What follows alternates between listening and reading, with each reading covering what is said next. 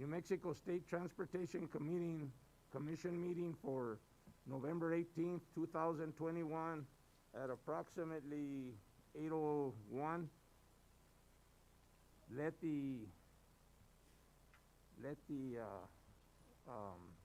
record show that 5 commissioners are present and a quorum has been established, and we'll do a roll call.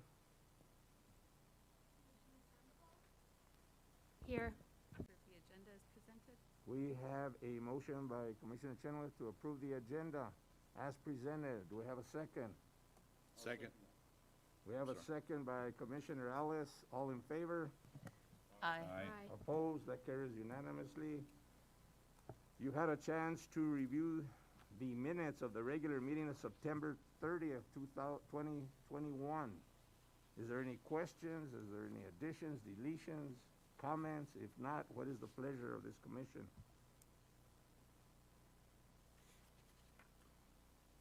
Mr. Chairman, I make a motion that we approve. I have a motion from Commissioner Ellis to approve. Do I have a second? I second that motion. I have a second by Commissioner Lundstrom. All in favor? Aye. Aye. Opposed? That carries unanimous. Before I go on to introductions, I just want to say that we had another individual, Gilbert Goudlet, who worked 7 years with us, and actually she worked under Mallory's area, and he just passed away. He had been 7 years, so if we can have a moment of silence for that.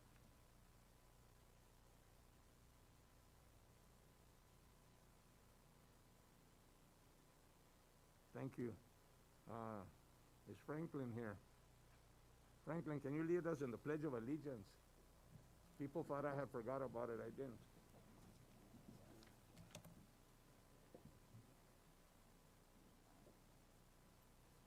Well, we're just... Can be the flag.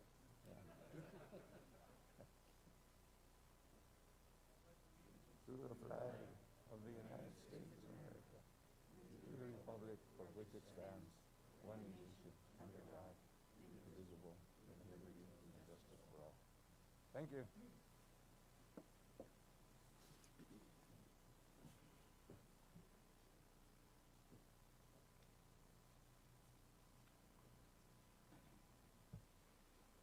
Okay, before we continue, first of all, I want to welcome everybody to this meeting this morning. On behalf of the commission, we appreciate your effort to be here, and we want everybody, and the secretary is committed to making sure that we visit communities throughout New Mexico so that we can hear from you. We can't get better and we can't know what's happening if we don't come and listen. So we're gonna continue to, we were here, I think a year ago or 2 years ago, but except that we went up to jail. But we were here in Hobbs, and so we want to thank the city of Hobbs for their hospitality.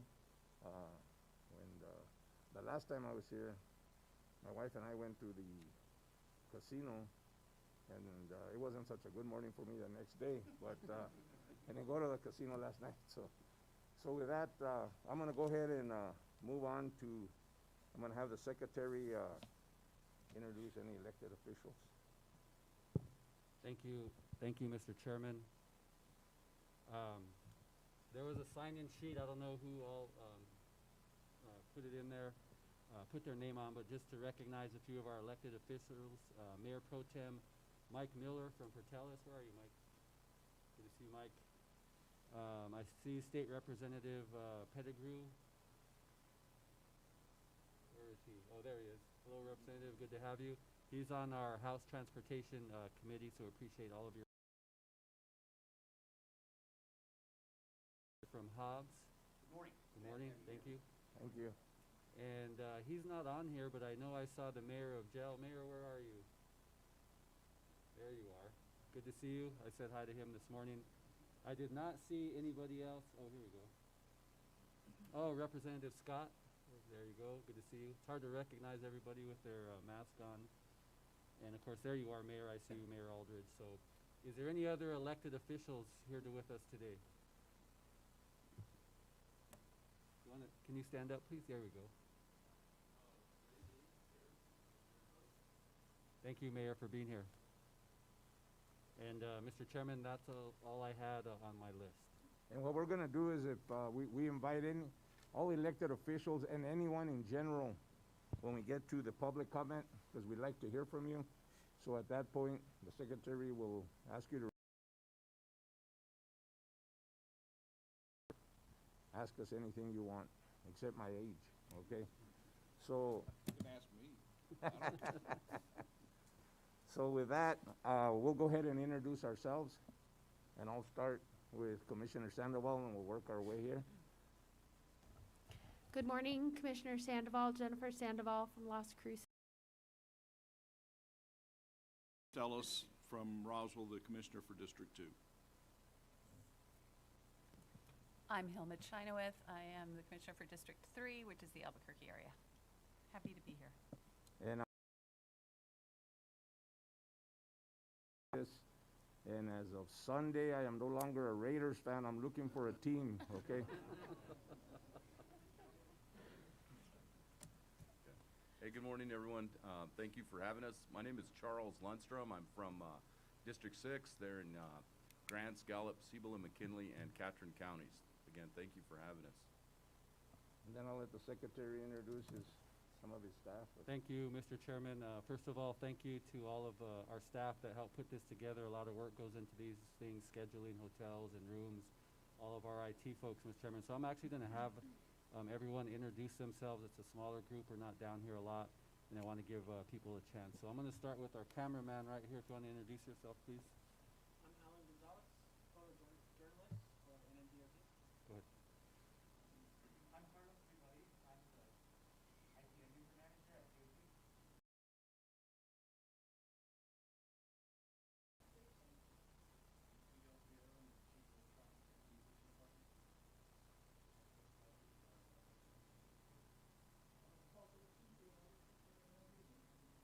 Thank you. And then I'll go ahead and start over here with our FHWA partner, Rodolfo.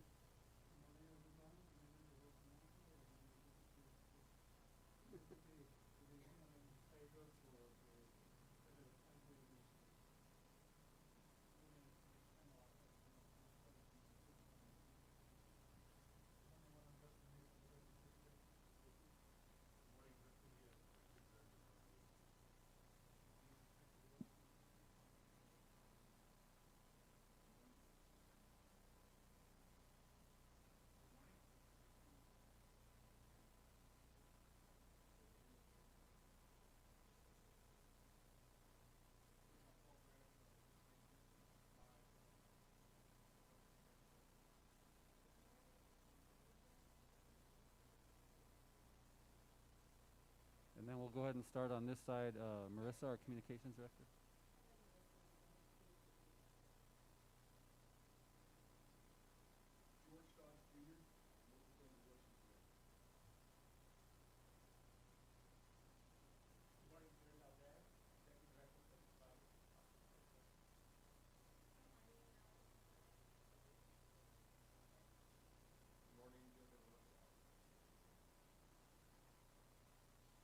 Anyone else on this side? Franklin?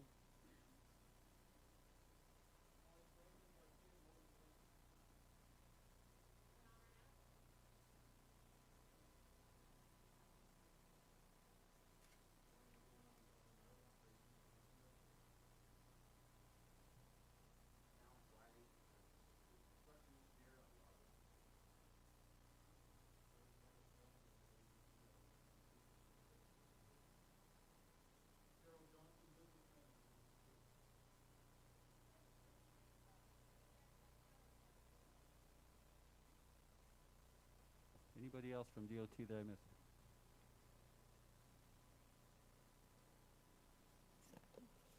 Mr. Chairman, I think that's our staff here today. I just want to say that on behalf of the commission, we get to sit up here. All these people that were introduced today and all the people that are out in the trenches, out on the field, all the men and women of DOT, they're the true heroes. And they're the ones that bring success to DOT. And we always like to appreciate them because, and I say this over and over everywhere we go, we're only as strong as our people, and we're NMDOT strong, so we're very proud of all of them, and we're proud to be a part of this. So with that, I am going to move to welcome in remarks. Secretary, if you'll see who. Yeah, no, I just wanted to thank everyone for the hospitality. Had a chance to meet a few people while I've been here. We don't get down to this area as often as we should, especially during the pandemic. But we were down here a couple years ago in jail, had a great host and a great time, and got to meet a lot of people, and it's great to be back here. So thank you to everybody. We had a reception last night that was hosted by Jason Byrne and Eddy County, so we certainly appreciate that. Went to breakfast this morning with the PSP, so really appreciate our relationship with them. And just a great place to be right now with everything happening down here. And we're obviously very appreciative of the oil and gas industry and everybody that comes along with that, because you supply a tremendous amount of revenue to the general fund, and we've been fortunate money to us for highway projects. And we've been able to put that to good use, and a lot of that money we've been able to put back in this particular area to try and finish some of their priorities that I know are important to us and also to all of you. So thank you for having us. We really appreciate it. And of course, if there's anything that we can do for you, please don't hesitate to ask. And I just want to give a shout out to your commissioner from District 2, Commissioner Ellis, because he works as hard as he can for his district. And we all work for our districts. Overall, we work for the whole state of New Mexico. But we have to fight him for money because he wants to bring it all over here. So we don't show him where it's all at. That's where it starts. So he does a lot. He's fighting for District 2. Mr. Secretary. Thank you, Mr. Chairman. I think we can move on to public comments. And so I didn't have anybody sign up, but if there's anyone that would like to say a few words, please come up.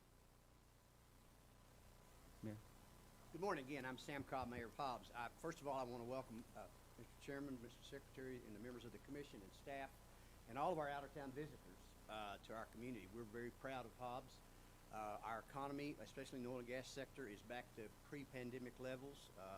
I told Mr. Ellis, you need to go out on the Carlsbad Highway 62-180 between 5 and 8 in the morning and 4:30 and 6 in the evening and watch the bumper-to-bumper traffic going out to work in the various oil fields in this area and then coming back in the evening. So it does create a lot of issues for us down here, not only on the highways, the state highways, but also on our arterials here in our community. So our delegation is always advocating for us, but I want you to know that we have some unique impacts as a result of the business activity down here, and keep that in mind.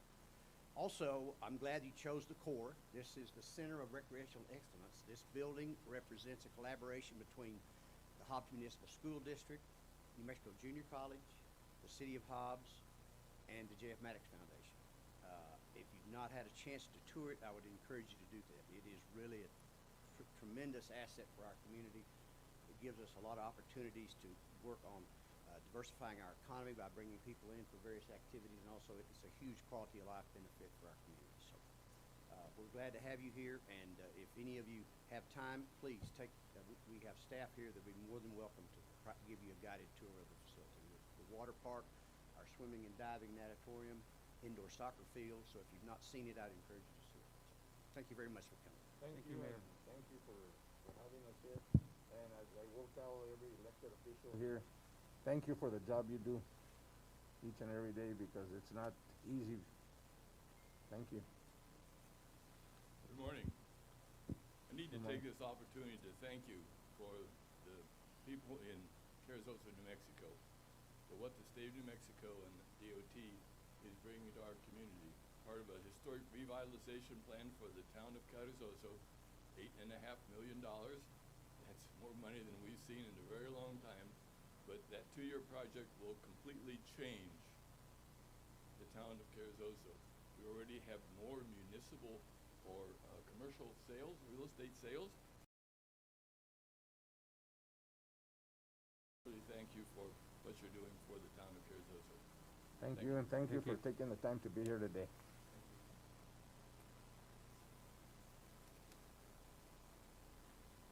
Good morning. My name is Deborah Hicks, and I am president of Pettigrew & Associates Consulting Engineering Company. past highway commissioner. So I want to welcome you back to District 2 and just say thank you for all of the efforts that you. This is where it starts. This is where the money starts in Lee County. And Lee County is an economic driver. So we welcome you back to Lee County. We know that infrastructure is the driving force for economic development for our state. And again, welcome to Lee County. Thank you. Thank you.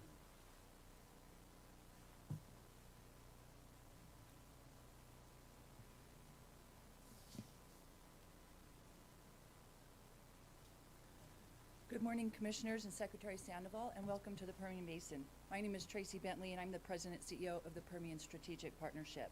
The PSP is a group of 16 energy companies whose mission is to strengthen and improve the quality of life for Permian Basin residents by partnering with local leaders to develop and implement strategic plans that foster superior schools, safer roads, quality health care, affordable housing, and a trained workforce. Commissioners, I want to make sure between the PSP and New Mexico DOT. The Secretary, District 2 Engineer Francisco Sanchez, and their teams have been an invaluable resource, and we're proud to support their efforts.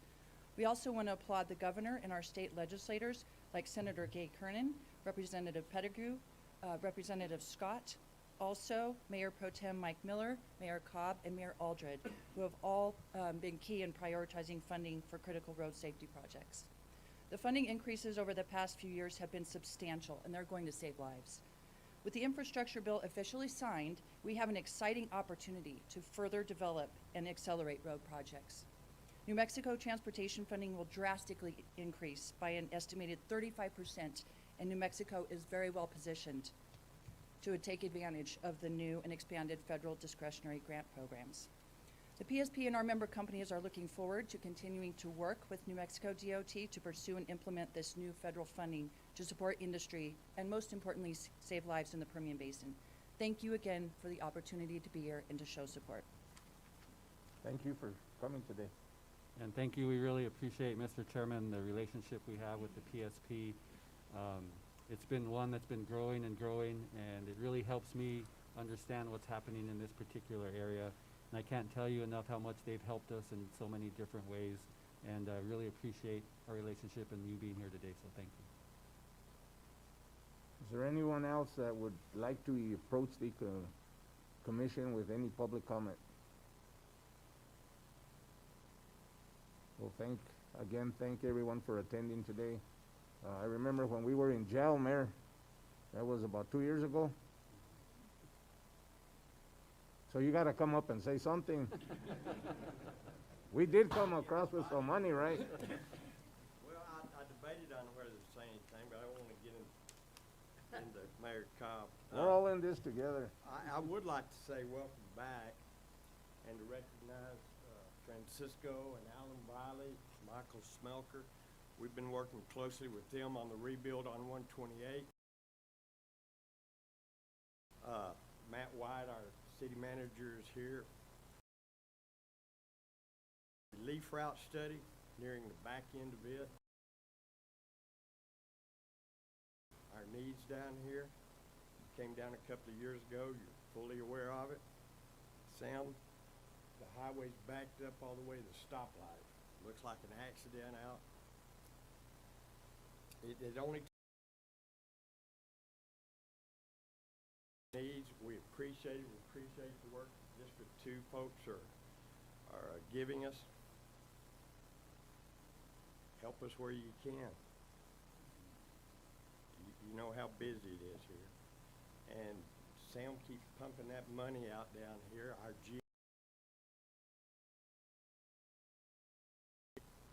Our mill levy for our hospital district's up. The traffic's back to pre-pandemic. Just, we'll pay attention. And again, District 2's been outstanding in helping us and engaging us, which we really appreciate. Thank y'all for being here, and be safe. Thank you, Mayor. Thank you. Before I move on, I want to say something very, very briefly. DOT is a partner to everyone, and we're glad that we're able to partner. That word keeps coming up, and we've developed partnerships that every meeting because it was historical. In my mind, it was historical. And in the past, if we go to the local government road fund, and that road fund goes to entities, and I think in the past, if I'm correct, every district was getting between 5 and 7 million. 5 and 7 million doesn't go a long ways, and that's been forever and ever. And we have some legislators here today, so I wanted to say that through the legislature and the governor, we were able to bring in $161 million into that road fund. And you don't know what that means, especially I'm from Las Vegas, to the rural communities down there, Mora and Eagle Nest and Angel Fire and all these places. In our area, we got close to 30 million, which meant that Mora County, who is one of the poorest counties in the state, is able to get a road done with bridges and everything. So I just want to say that we're looking forward to continue to partner with great amounts of money. Money doesn't go that far anymore. And then we have our partner from FHWA, and we have that infrastructure bill that was just passed. And so hopefully it's the right time for all of us to get some of our needs met. But I want to say, if you see your legislators and the governor, give them your thanks, because I mean, to get $30 million into a district is unheard of, and we're looking forward to hoping that we can get some more in. So with that, 7 to 30, that's, you know what it is to be able to take care of streets and roads that you normally wouldn't. So with that, I'm going to go on to number 7, District 2 updates. Our district engineer from here, Francisco Sanchez.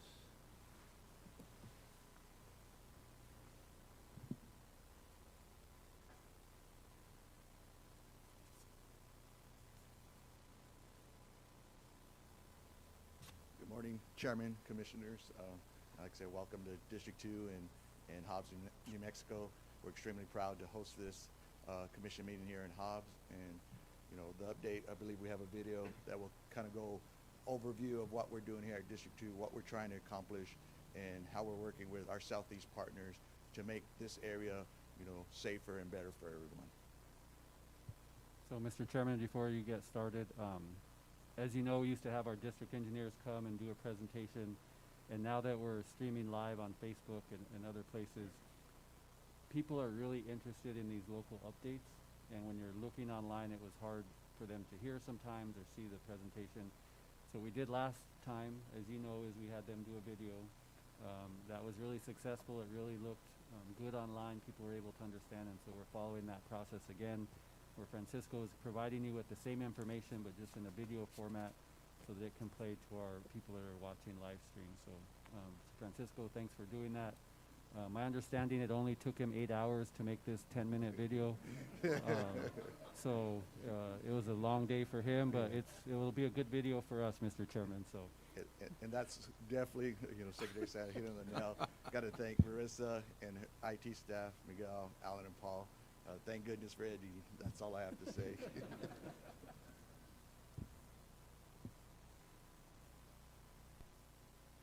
Good morning, everybody, and welcome to Hobbs America and the State Transportation Commission meeting held here in District 2. Hope everybody had a safe travel down, and hello to everybody that's watching on Facebook today. We're in for another exciting State Transportation Commission meeting today, and again, welcome to Southeastern New Mexico. Hopefully, as everybody has driven in, you've got an opportunity to see some of the activity that we have going on here, depending on what direction you came from, but things continue to be active in our district. We're very fortunate for the funds that have come our direction over the last couple of years. It's really allowed us to do a great job to continue to make enhancements to the existing roadways and continue to make it safer for everybody that is traveling here in the oil patch of southeastern New Mexico.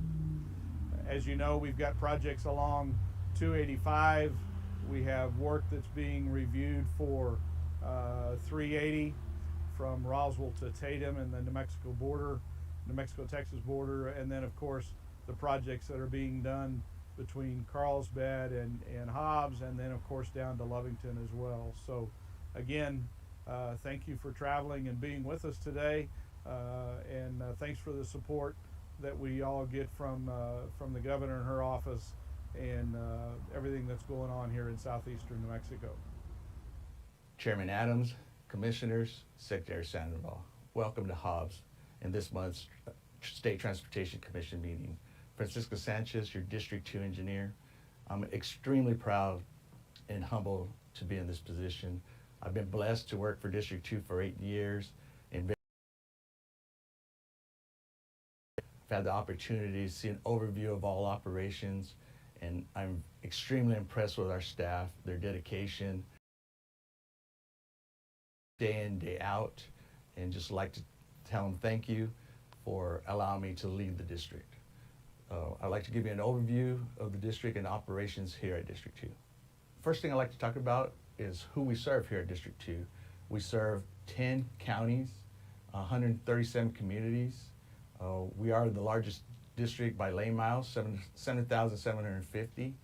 We have 16 maintenance patrols, 2 special crews, 6 project officers. Overall, we have 329 full-time employees, 185 are maintenance staff, 76 in construction, 47 business support, and 21 within our engineering staff.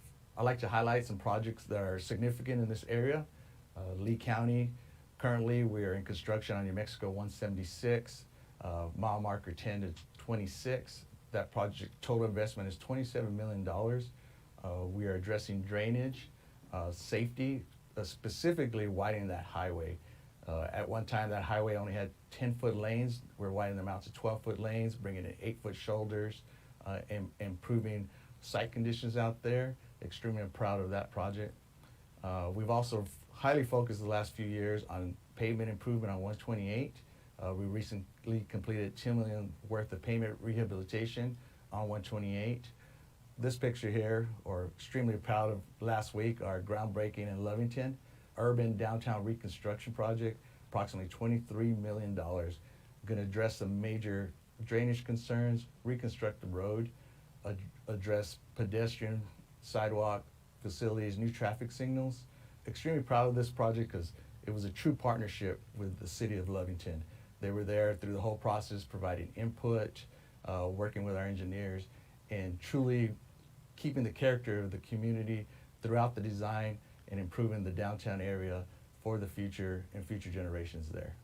One other focal point for Lee County is definitely New Mexico 18. Currently, New Mexico 18 overall needs some major improvements on the pavement side. So recently we've completed some pavement rehabilitations out from the state line 0 to 7. We've also did a major rehab project from mile marker 22 to 32 for $14 million. One of our biggest infrastructure projects we have just completed is at Eddy County on US 82. This total investment was $62 million. At one time, this highway was considered one of the most unsafe highways in District 2. Majority of the corridor was 2 lanes, minimal shoulders, and as you can see from this picture, we've gone to a full 4-lane, flush medium, with some safety features.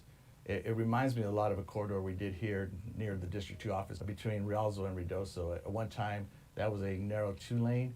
Now it's a 4-lane highway, and at one time it was the most dangerous in District 2, and now is one of the most safest highways throughout the district. And we're hoping that US 82 will become one of these safe corridors that we all strive to design and construct. What you're looking at here is video of US 285. Total investment of $60 million. This is our priority project currently in construction. This corridor not only supports the oil and gas industry, but WIP as well, and also a huge corridor for our tourism industry from travelers coming. We're extremely proud of this project as is enhancing safety, improving drainage, and facilitating traffic out there in a safe manner. In County, This is a recent groundbreaking for our US 54 downtown Carrizozo reconstruction project. Total investment $9 million. The community is extremely excited for this project, as well as District 2.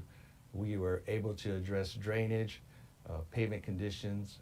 City of Carrizozo is also upgrading utilities. One thing I'm extremely proud of is working with our historical partners and keeping the characteristic of that downtown area, which is extremely important to the city of Carrizozo. Some additional work in Lincoln County.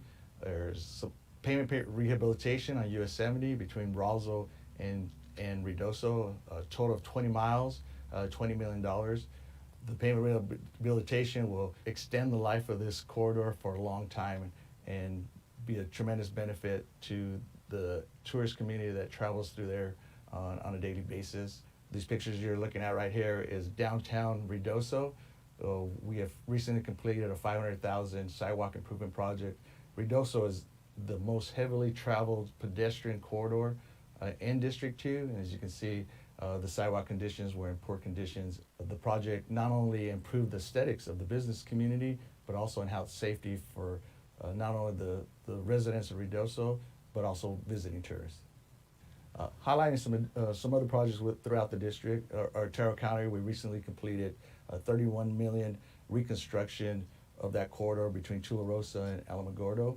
Currently, we're in construction of the realignment of US 54, White Sands Boulevard, and Indian Wells.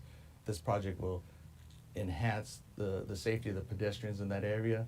We are bringing in new traffic signals, crosswalks, enhancing the sidewalks, and making the intersection a viable walking path for all pedestrians.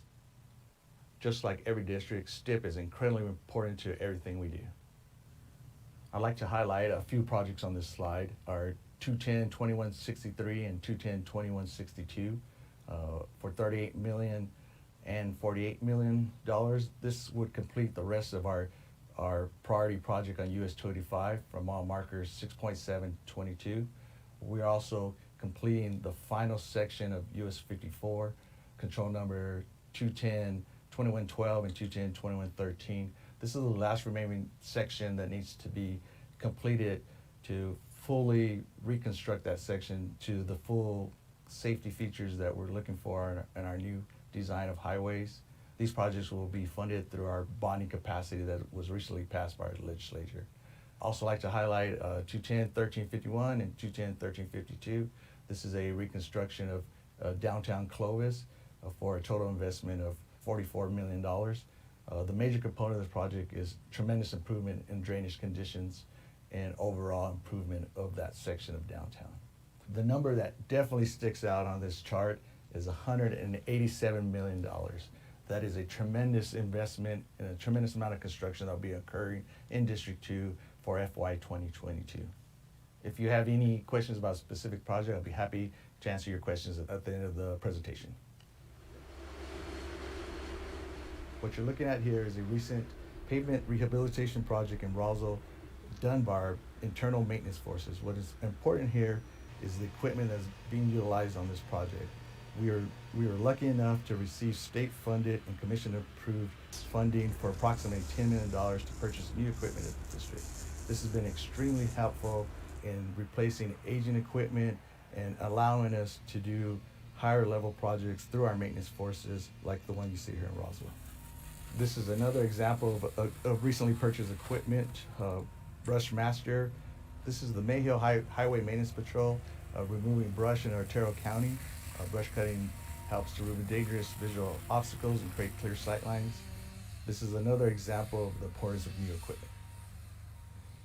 Southeast New Mexico has recently experienced some heavy flooding events.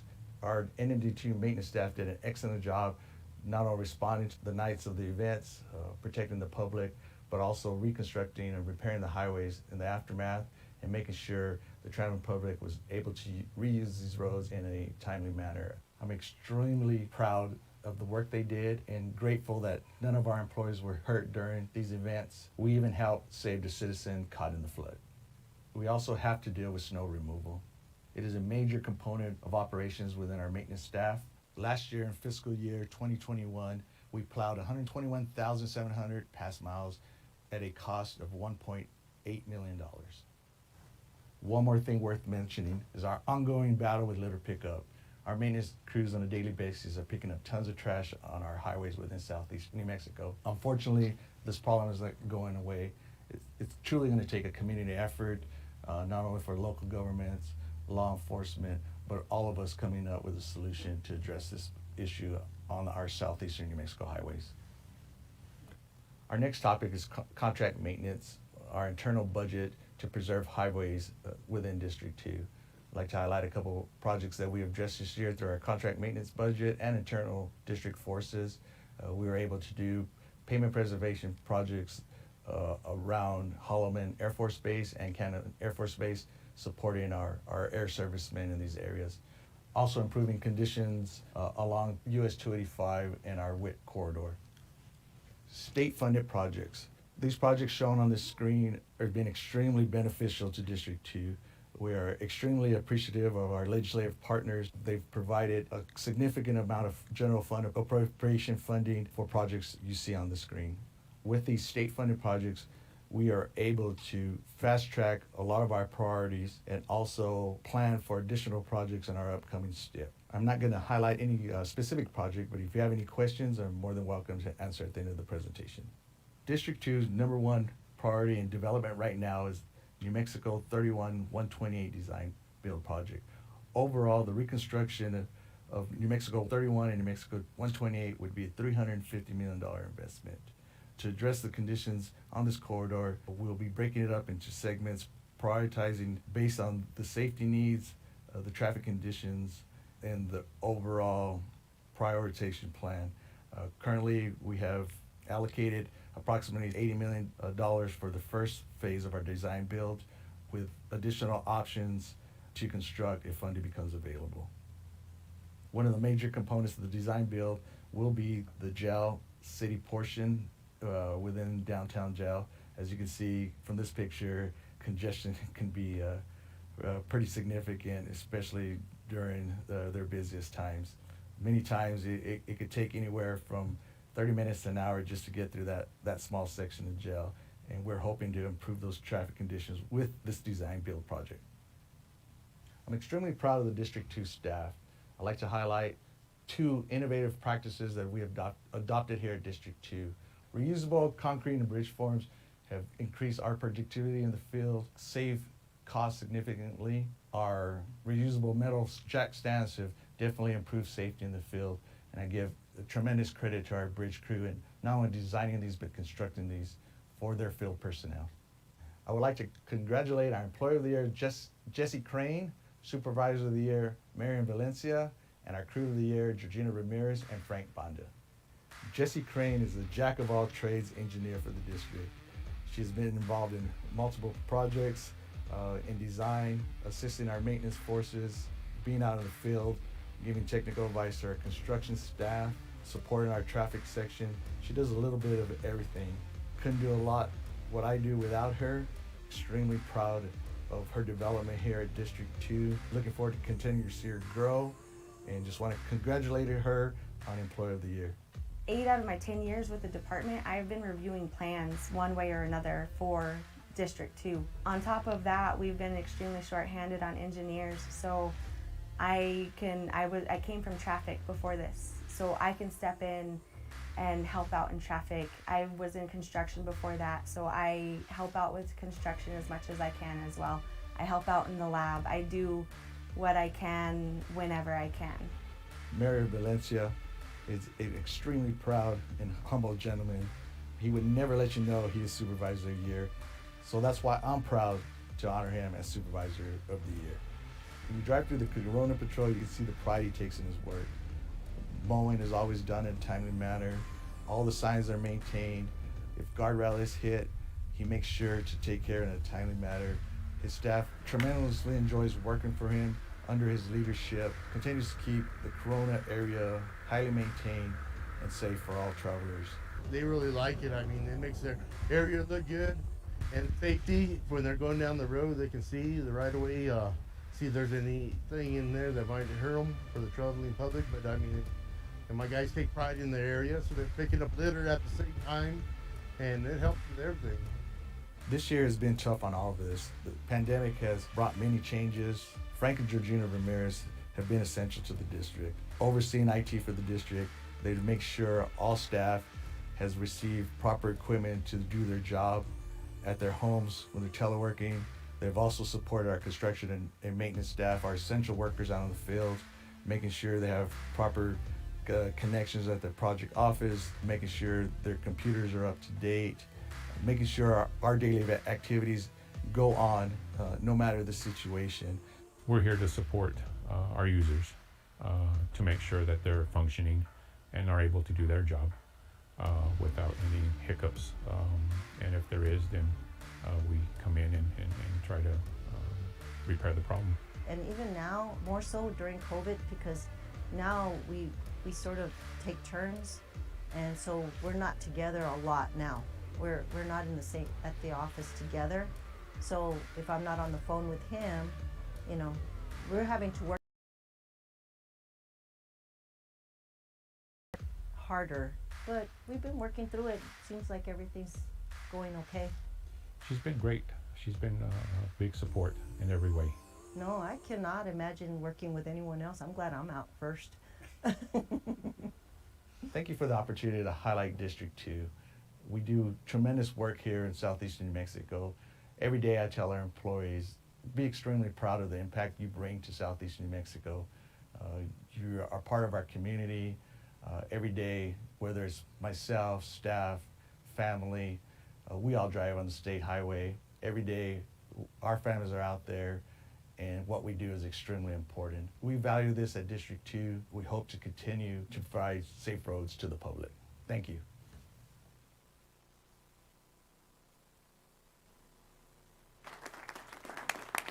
On behalf of the commission, Francisco, we want to thank you for the work you do, and let the employees know how much we appreciate the work they do. One of the highlights, one of the most enjoyable things that we do here as a commission is we like for our crews to come in so they can be recognized, because they're the ones that are making things happen each and every day. With the pandemic now, it's hard to get people moving from here to there, so we can't stress how much we appreciate the work they do. And I want to echo something you said, is that you appreciate the work that they do.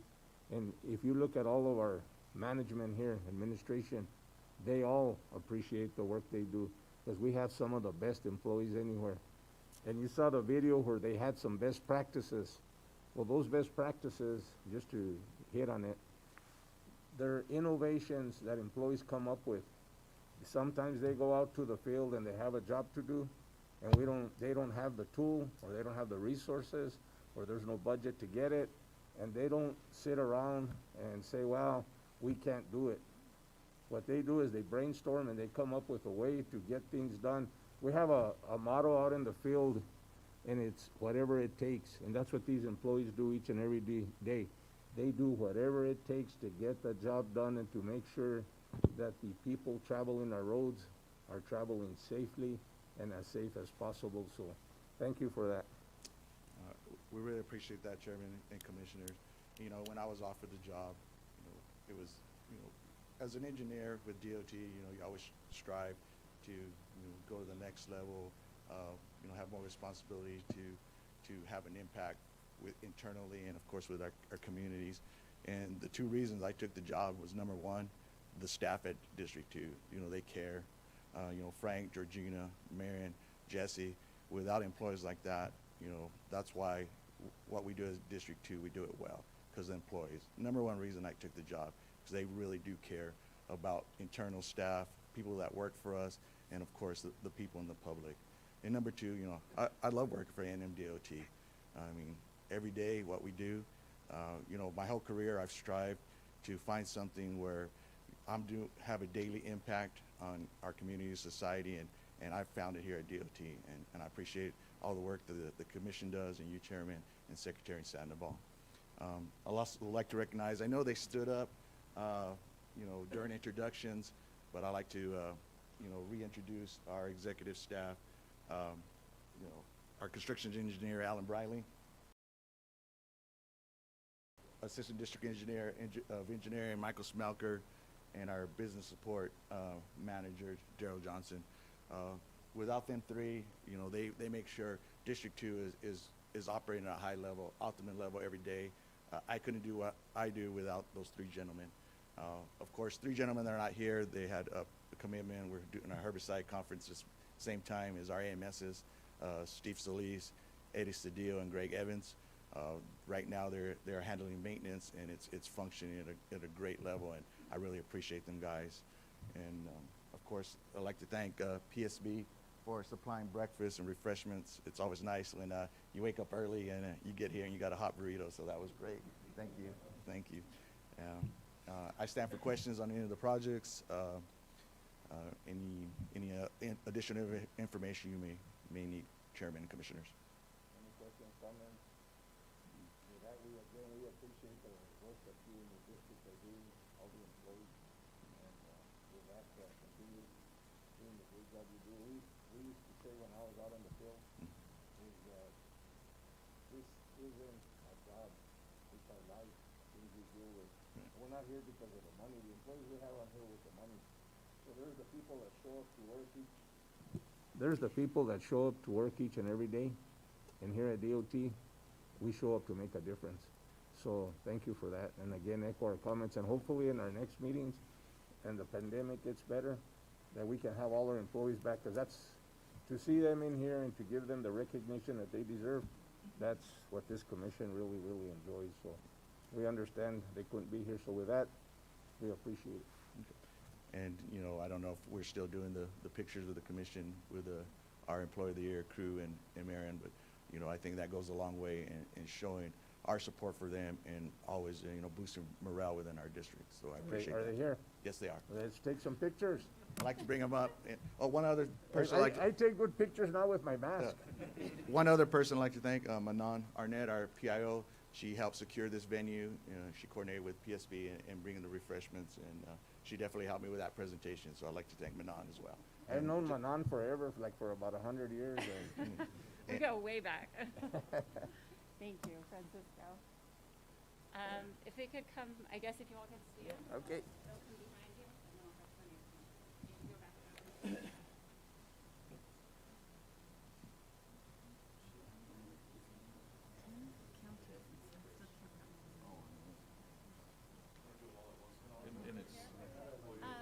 Yeah, we'll do the crew first, Georgina and Frank.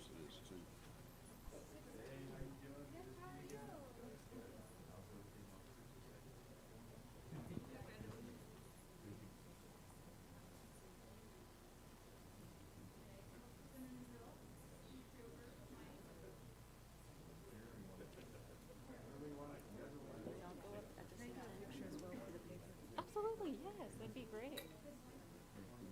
Oh, that'd be great. Yeah, put them right beside.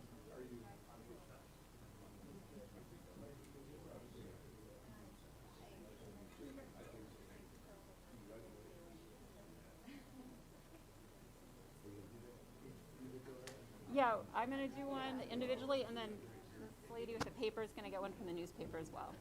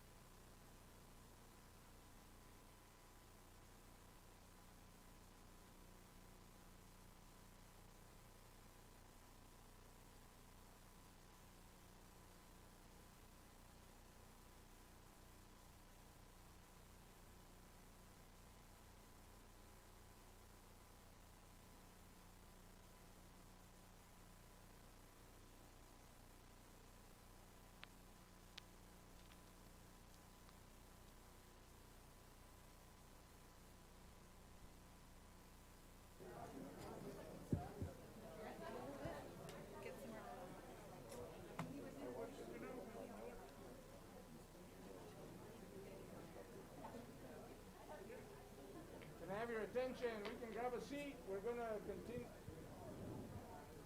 We're gonna continue the meeting. If I can have everybody move to a seat. I know those breakfast burritos are great, but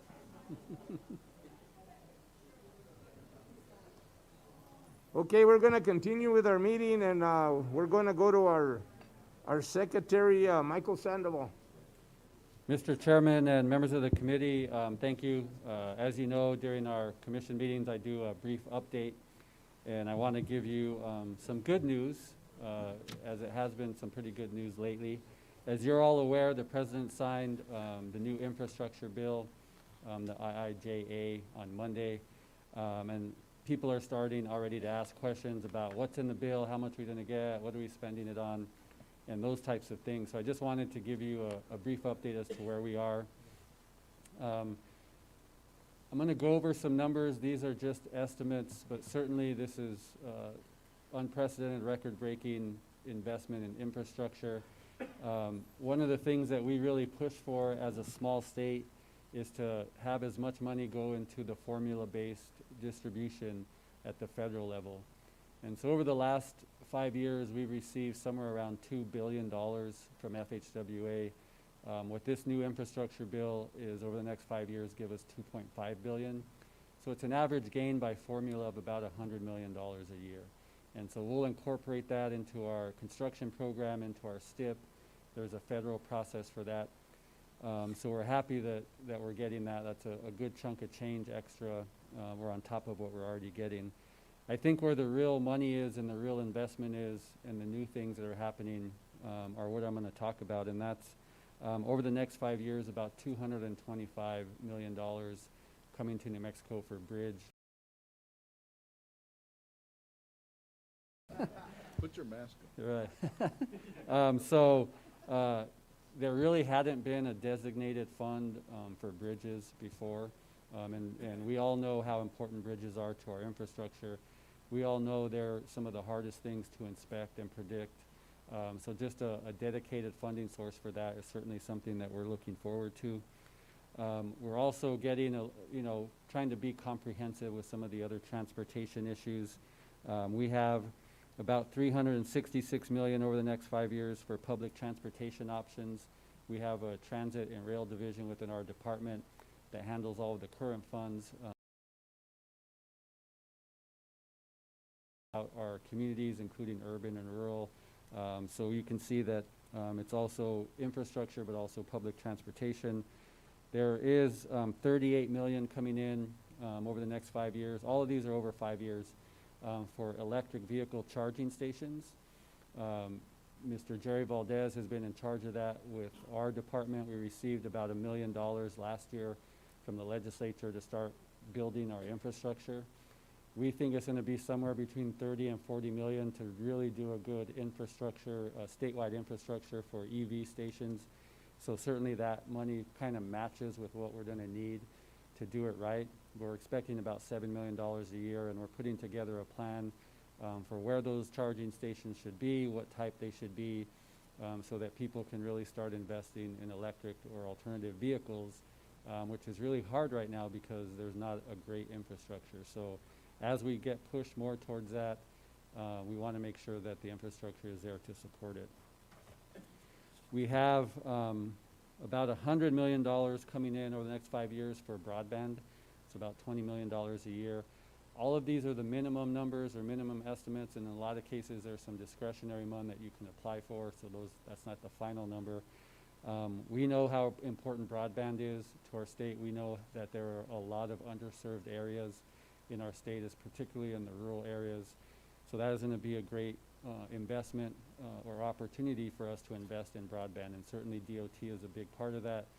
We're finalizing and going through the rulemaking process for broadband and right-of-way permits, and we think we can be the lead agency in getting some of that money, incorporating it into our projects, and making that available to our underserved areas, as well as building our own transportation infrastructure for more ITS boards and digital message boards out in the rural area. We have a really good infrastructure around Albuquerque and Santa Fe, but once you get to places like here in Hobbs, with all the traffic we have here, there should be better infrastructure down here that helps communicate with our drivers as to as things are happening in real time. And in order to do that, though, we need broadband, we need fiber, because we communicate with those things in that way. And so we're looking to invest in that coming up in just about all of our projects.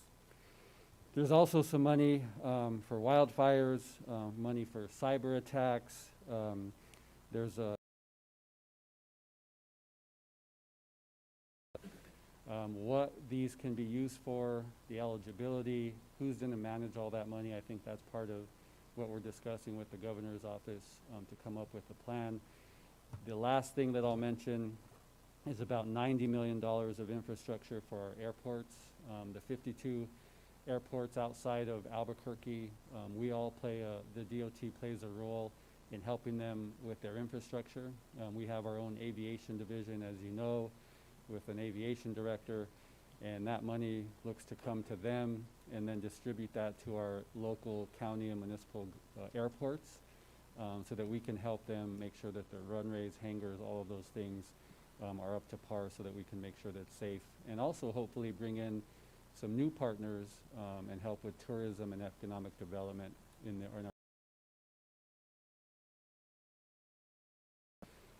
we don't have a lot of details yet. We'll continue to do that. I know Rodolfo is here from FHWA, and he's going to mention that, what the process is, but usually it takes a little while to get the money, but it should be a short turnaround for our first chunk, but then to come up with the guidelines and rules, it can take a little while, so we'll track that. There's a good chunk of change coming to New Mexico for various infrastructure level. At the state level, we had our LFC meeting on Tuesday and presented our budget. Our budget, as you guys approved last time, is over $1 billion. It's the biggest operating budget we've ever had in the department. So what that means is our revenues are doing really well. We appreciate the new revenue that's coming in from the motor vehicle excise tax. And so just our operating budget, straight budget, over $1 billion, the highest it's been. We went over that with LFC on Tuesday. They've given us a little bit of a framework for the general fund money or other monies. Once again, I can't reiterate enough how important this area is, Lee and Eddy County, to the general fund and the production of oil and gas. You saw Francisco up there with pretty ridiculous numbers, comparatively speaking, to what's been available in the past. When you look at those projects and you see numbers like 43 million, 38 million, 62 million. Usually in our regular target year, one district gets a total of about $30 million per year, and Francisco put that stat up of $187 million this last year just in this particular. The great work that oil and gas does, the royalties and the money that is provided to our general budget, and then the work of our House Transportation Committee, our finance committees, to get that money out to the DOT and entrust us with spending that so that we can in turn come back and invest it into infrastructure and into this particular area. So we're appreciative of that. The numbers that were provided for this year, as you know, over the last 3 years, we've received just over $1 billion regular operating budget. The framework is about $350 million coming to DOT, both for maintenance and major investment projects, about $80 million for locals. We're looking at $15 million to improve our rest areas, and we're trying to do $18 million for equipment, which would be $3 million for each district. So those could change. It could come to zero. It can go up, down. But I think that's where the framework is started at this point, and that get narrower and narrower and more defined as we get closer to the legislative session. Those are the numbers that we're identifying projects for, so that we can be prepared during the legislative session. If and when that money does come, we're able to use it and spend it and have a plan for it. I wanted to mention, Mr. Chairman, talking about all this money both at the federal and the state level, we're finishing up our audit for this last year. As we've said,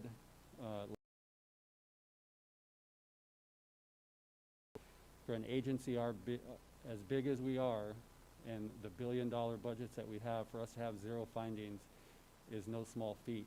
And I want to thank our ASD director, Mallory Manzanares, and her team. They do a wonderful job of keeping track of all this money. Billions, literally billions of dollars. And we're finishing our audit, and this audit time frame was 100% during COVID. So people were working at home, a little harder to communicate sometimes, but they've worked through it. I can't share the final results because it's not. What I will say is I'm very pleased with the audit, and I think you will be too in this next year. So that means for the last 2 years we've had really good audits, even with all this extra money that's been coming in. And I think that goes to show that not only will we invest it and do it right, but we'll have it all right in the books and make sure that it's down to the penny exactly where that money is going. So thank you to Mallory and her group for doing such a great job. We have an outstanding finance group. I'll mention 2 other things quickly. We still struggle with staffing just like every single business out. Restaurant here in Hobbs yesterday, try and go for lunch, and there's a sign that said we're closed today because we can't find employees. So it's not just unique to us, but it's unique to every business where we're having problems finding people that want to work in their job. And so right now we have just over 400 vacant positions. Certainly we'd love to fill every single one of those positions. There's work for people. With all this money, we have all of our staff that you see here working well over capacity, what they normally would do over the last 20 years. Everyone is operating at a high level, but it sure would be nice to be able to bring in some reinforcements and give some of our staff relief because of just the high level and intense level that they've been working at these last couple of years. So we'll continue to market ourselves. We'll continue to try and be competitive from a pay scale. We'll continue to try and benefit perspective that I have control over or my executive staff has control over. But it's hard to recruit. And I know that's just not us. It's for every business right now. The last thing I'll mention is legislative priorities. Our top priority this year is to pass the Construction Management General Contractor Bill. It's an alternative delivery bill. It'll shorten project delivery time. It'll save us some money. It really is the best delivery process for the taxpayer. The design bid build is fine. It's low bid, but that leaves the door open. But if you want the process that's the best for the taxpayer, not only financially but time-wise, we need to pass this bill. And it's been there the last judiciary. We think we have worked that out. We've been working hard in the interim to kind of clear that last hurdle. We think we've done that, so we're looking forward to getting that on the governor's call. Can also really change the way that we do business at DOT and just make things much better. Something a lot of other states already use, something that we use here in New Mexico for vertical construction, but for whatever reason it hasn't been approved for horizontal construction. So that'll be our top priority, and then we'll go from there. So with that, Mr. Chairman, if you have any questions, I'd be happy to answer those. I just comments. First, on behalf of the commission, we'd like to thank Mallory and her group too for the wonderful job that they do. I know her staff, and they there. I used to run into them every time to talk, and so I know firsthand. You know, but and then I want to let everybody know here. Secretary said we've been dealing with billions of dollars, and it's not easy. And there's things that come up, and we have needs and wants all over the state of New Mexico. And I just want to say that this commission is very. We appreciate the work he does. He not only is a great leader, but the thing I love about him is that he gives employee support to the people out in the trenches. He never hesitates to give them what they need, try to get them the resources they need. And to me, having to know that you have somebody up there that cares. So on behalf of this commission, we're coming. So I just want to say on behalf of this commission that we appreciate the work you're doing. Thank you, Mr. Chairman, and I'll reiterate, my respect for Mallory and the work that she does. The only person that gets mad at me more than my wife is Mallory. And make a lot of promises, and then I have to go tell her. So she's mad at me quite a bit. So, I left.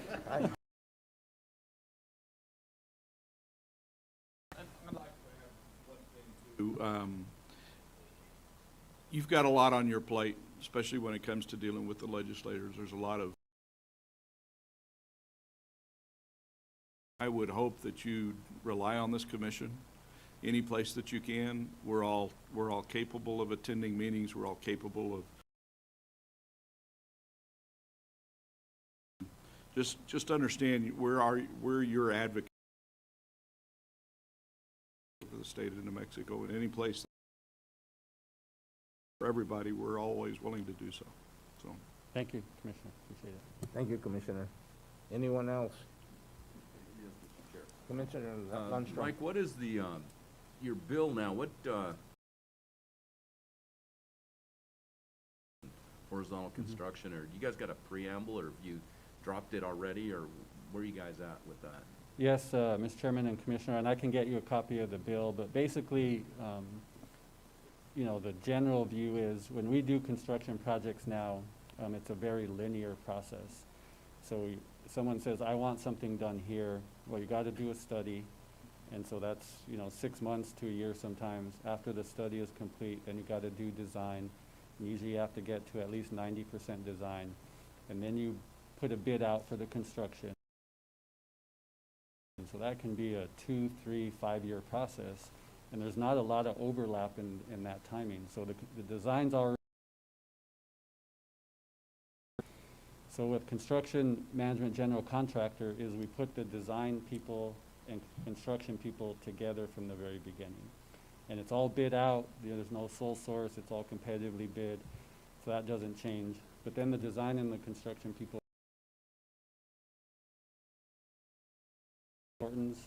The amount of time it takes to do the project. And when the contractor comes in, a lot of times they say, well, why did they design it this way? I can do it this way for cheaper or better. Well, you insert the contractor together with the designer from the beginning for a fixed cost, and they work out all those details and just makes it less change orders because they're working together and involved from the beginning. So that's the advantage to it. It's something that's very successful in other states. Like I said, they can do it now here in vertical construction for buildings, but we can't do it yet here for horizontal construction. Okay. Thank you. Yeah, I'd like to get a copy. Sure. Any other questions or comments?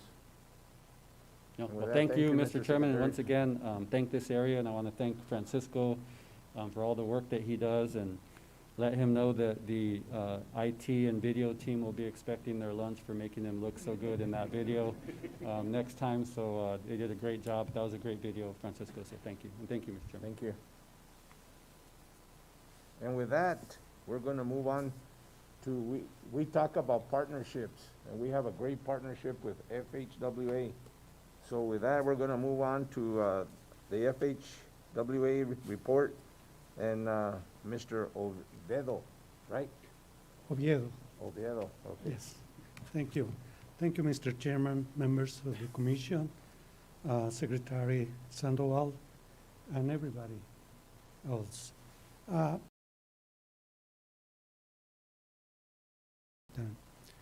The first thing is building on the statements by Secretary Sandoval about the infrastructure bill.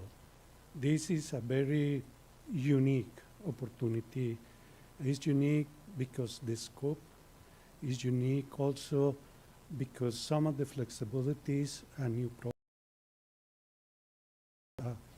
bill, and also the amount of funds. To build into this partnership between the federal government in advancing help to meet the needs of all New Mexico as it relates to the. The President signed the bill last Monday. The process that is to follow is within the Federal Highway Administration and the U.S. Department of Transportation, we are creating working groups as part of the rulemaking process that followed this policy action by Congress. So in the next weeks, we will be providing guidelines and more specific details in how that is going to translate not only in terms of the developing of strategies at the state level, but also the implementation. That is going to be very critical for the project delivery as related to the engineering elements, but also at the programmatic level as different programs, safety, all these other sub-areas as well. We are operating under continued resolution. When the funding allocation will come, that correspondence is going to be immediately delivered to the secretary and to Mallory. She's a racing star, and we feel very happy that we will be partnering with her, given the credentials in overseeing the funds. The second element that I want to celebrate also is to congratulate the staff of the DOT, from the leadership of the commission, from the leadership of Secretary Sandoval, as well as the district engineers, in delivering the transportation funds. We monitor that on a yearly basis and break down that through quarterly reports. And we are very happy to say that for the first federal fiscal year 2021, that end at the end of September and the new fiscal year starting October 1st, that there was a significant amount of transportation funds that were obligated during the federal fiscal year 21, or a little over $500 million in just 1 year. And that was reiterated also in another cross-reference information like the enacted obligation. The federal government have said 2% of enacted obligation as an important milestone. The state has been consistently below that 2% in recent months. So kudos to all the DOT, your staff, and your leadership for achieving that. That also is reflected into the steep development process and the steep delivery. The state consistently has been delivering in the numbers very high, between 87% to over 90%. That's a very good numbers if you compare to other states. It's very good, and that shows how creative and how consistent the DOT staff is in advancing projects and delivering the federal aid program. Because as it relates to enacted obligation, we don't like enacted obligation because that means that funds are there, they are passive. When we have very low levels of enacted obligation, that means that money is circulating, that projects and delivery, that we receive the bills and we can reimburse those expenditures. So it's a very good thing, and it's an indication that helps us to evaluate. Again, our commitment and FHWA in New Mexico is to work very close and continue building in the future in addressing all these opportunities that lay. Thank you, Mr. Chairman.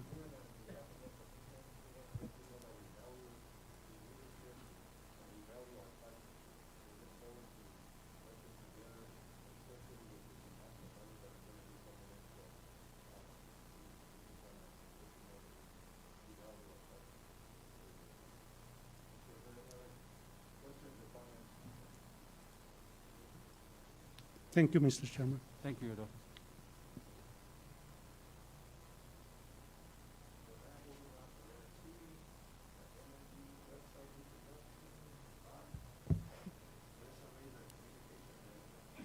Good morning, Mr. Chairman, members of the commission.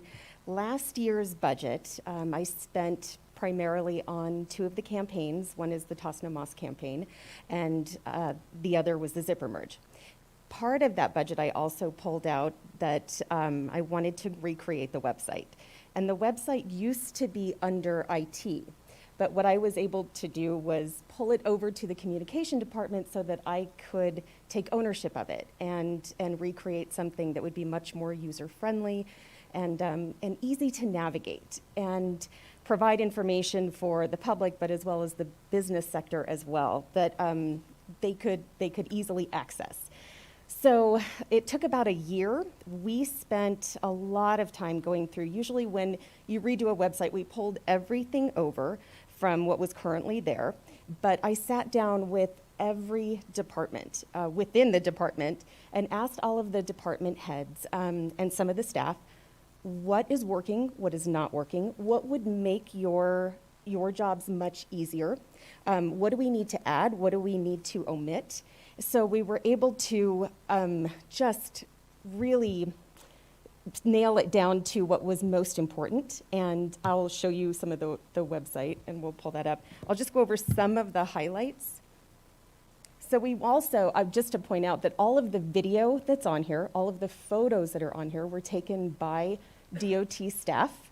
So it's visually, it's very pretty, but it's all about the information. So when you start at the top, we offered travel information here, some of the latest road conditions, your travel alerts. I mean, you can read most of this. One of the things, this was a perfect example, that we asked the employees at the front desk, what kind of questions do you get the most? And theirs was that people requested a map. So rather than them spending the time answering the phone, writing everything down, we simply created something that would allow people to come right here, put in their name, and request which kind of map they want, and then it can get submitted to the employees at the front desk, and they can go ahead and fulfill that.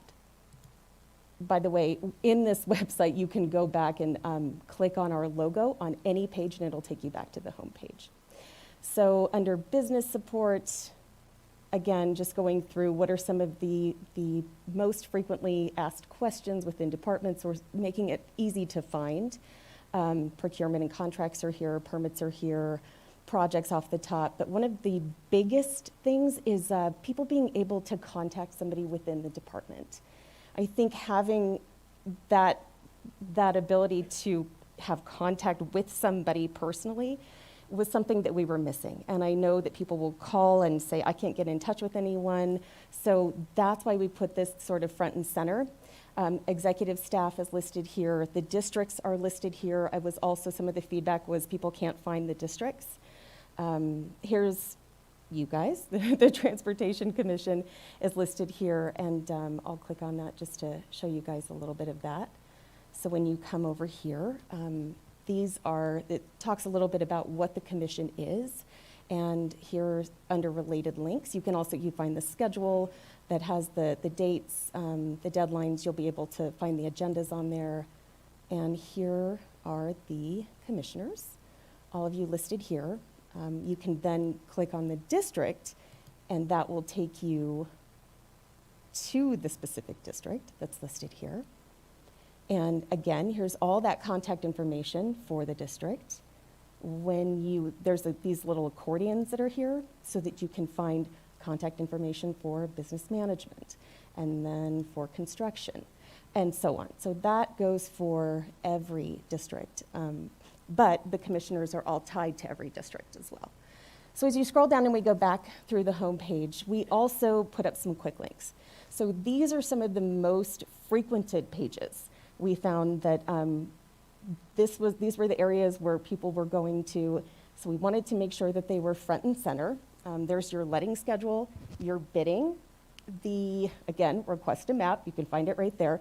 There's a lot of repetitiveness, but that's so that people don't say there's one spot to find what you're looking for. You're gonna be able to scroll through and find it in multiple places.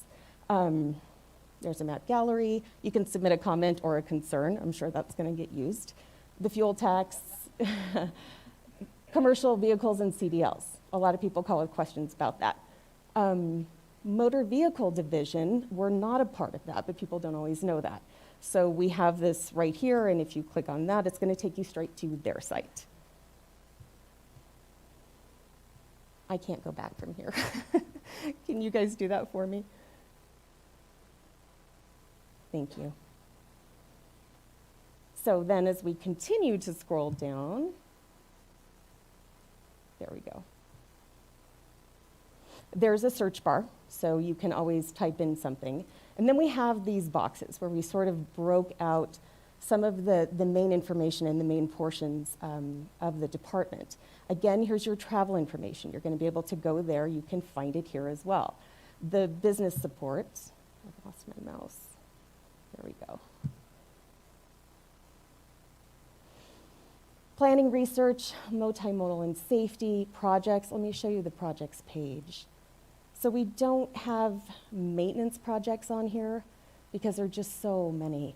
But in terms of planning and design and construction, you'll see planning and design, these are blue, construction is orange. Over here to the left, all of them are listed in alphabetical order. But you can come up here, not everybody knows what district they're in, but you can go by county. And then you can see what's available in that county. You can click on the project and it'll give you full information about it.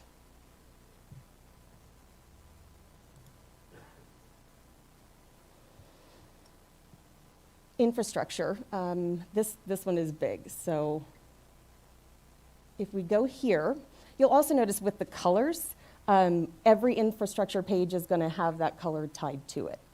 Off to the left, here's everything that has to do with infrastructure, from the design to plans and specifications, right-of-way, utilities. And again, here's that contact information. But we also broke it down right here. So you can either look on it to the left, or you can come down in each one of these boxes. Then you can find everything that's under infrastructure. We built out every page. There's right-of-way. But again, everything is also still right here to the left. These are some of the different units. These are all links here. So you can get all this information that we were told by the right-of-way department. These are critical, and we want to make sure that they're there. And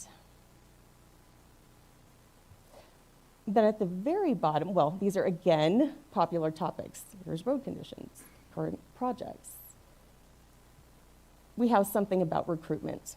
We know that this is going to be one of our challenges.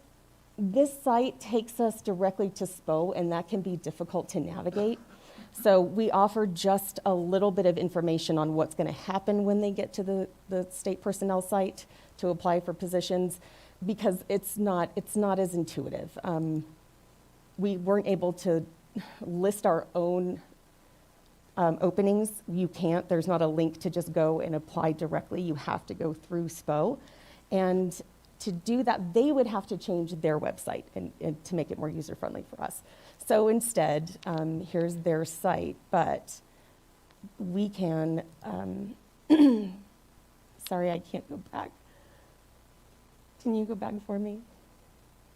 There. So we just give directions on what to do once you get there. And this is on the bottom of every single page. So you can go to, we also have districts listed here as well. That's the big one, right? So there's districts, you can go and see all of those, but see right on the bottom here, again, on every page you're gonna see this. As part of my budget this year, I will be spending it on recruitment. That's gonna be one of the campaigns that I am working on, is to try to recruit more. And pedestrian safety will be my other one. So that's just a snippet. I hope you're able to take some time to go through and when you have an opportunity. Yes. I've been utilizing this website this past week, and it is so easy to navigate. I've really enjoyed it, and I will be using it a lot. Thank you for all your work. Thank you. Marissa, on the, do we do traditional job fairs still, where we bring people in, talk to folks about jobs? Or do we have to, I guess, work with the other state agencies to do that? Because like now, everybody gets online, and Mike and I just talked about that. Going to the SPO website is almost impossible because you can't go back. It's really tough. People ask me all the time. I spend way too much time looking for a job, you know. Do we go to locations and say, we're gonna have a job fair here for specifically for DOT, spend time with potential applicants or people that maybe wanna work for us? Are we doing that again, or where are we at with that? Mr. Chairman, Commissioner Lundstrom, I think that job fairs are very important, and I think that having that face-to-face contact is something that we should do more of. And I'm hoping that with the recruitment campaign that we have, that we'll be able to set up more opportunities like that. But I don't have the direct answer for, do we have something planned immediately? No. I mean, I think that would be something Secretary Sandoval could help coordinate and let me know, what do you need for me to help with that? But we're trying to at least make it front and center that we do have jobs that are available. I also, every Wednesday on our social media, at least on Facebook, we have a Work For Us Wednesday post, and we post the positions that are available around the state. So that's the other way that we're at least trying to draw people in. And SPO is difficult. It's hard to get on. We're trying to make it as easy as possible. Have it available for us to just have somebody click and be able to apply directly, that around it. Commissioner Lundstrom, we have in the past partnered with stuff of that nature, right, Secretary? And that allows us to hire people on the spot. It's just hard to just get anybody today to come in, so I'm sure down the line we'll be looking at some of that stuff. It's a two-part, because I used to work with this when I was there. It's recruitment, then there's the retention. How do we get them in here, and then how do we keep them here? That's the second part, because they'll come in one day, and like the maintenance workers, we help them get their CDLs. Right. And then sometimes they leave because they pay more elsewhere. So there's just a lot of issues that we deal with, but those are good comments, and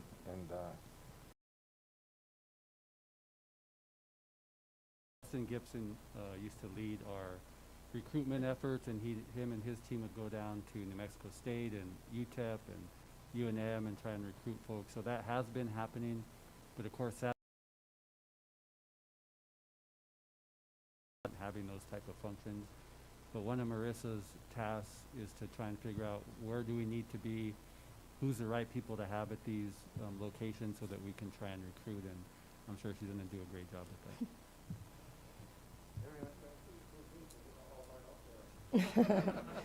that. Chairman, can I make a comment? Yes. Thank you. Commissioner. Marissa, fantastic job. I commend you for what you've done here, what you've accomplished. It's a huge undertaking to do a completely new website, and I appreciate the fact that you took in comments from everyone and really tried to build something that was user-friendly for everyone, not just for the general public, but also for the business community, for the travelers, et cetera. So it looks marvelous, and I look forward to spending some time navigating it more thoroughly myself. Thank you so much for doing that. Thank you. Mr. Chairman, I just wanted to thank Marissa as well. It's really a win-win for us. It's something that was very, the amount of communication can help direct them, and they can find it themselves. Not only is it easier for them, but it also takes some work off of our folks. So it's a win-win. They did a great job, and it's a tremendous amount of work. So thank you, Marissa. We're on to the next thing. So. And to all your staff, and we appreciate it. Thank you.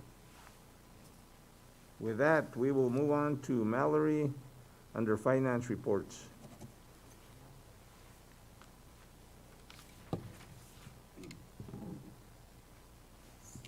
Sorry. First off, I'd like to thank Secretary Sandoval, Chairman, Commissioners for acknowledging my staff. Without you guys said thank you or thanked me, but really it's my staff that has put me in the position I am in. I wouldn't have been successful without them. So I really wish that they could be here and so that you guys can see them. I do have about 80 people under me that bring us to this point where we have 0 audit findings, and we will have a successful FY22, FY21 audit as well that you guys will see in January. So with that, I do have a joke. Jokes. You did. So this one goes up. Did the pillow say to the comforter when it fell off the bed? Oh, sheets. Ba-dum-bum. Okay, let's get started. So what you see in front of you is our financial summary ending on October 31st. I will concentrate on column F, line number 14. This is 2 months worth of revenue. We received $271.4 million in revenue. Line number 23, column F, we've spent $291.3 million.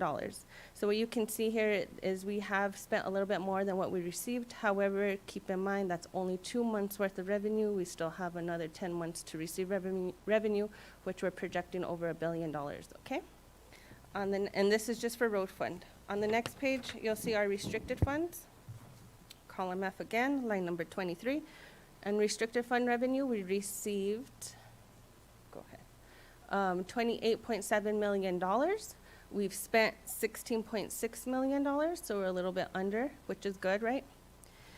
And on the next page, this will take us to our cash balance. On this page, what you will see is the 2 highlighted columns. This compares where we were at in October of 2020 versus October of 2021. The first line you want to concentrate is the road fund. In 2020, we had $242.3 million. As of the end of October of 2021, we have $356.3 million, which is about $114.1 million gain. Our restricted funds, we were at $61.7 million in cash in 2020. As at the end of October, we're at $79.8 million. That's about $18.1 million gain in cash.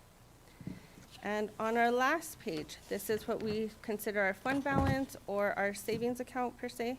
Line number 7, the last column, we're sitting about $28.2 million. This does take into consideration all the bars that we come up and present and ask for approval.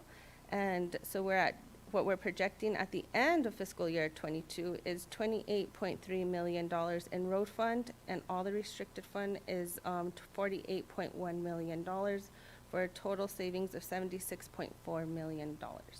And that, Chairman and Commissioners, I stand for questions.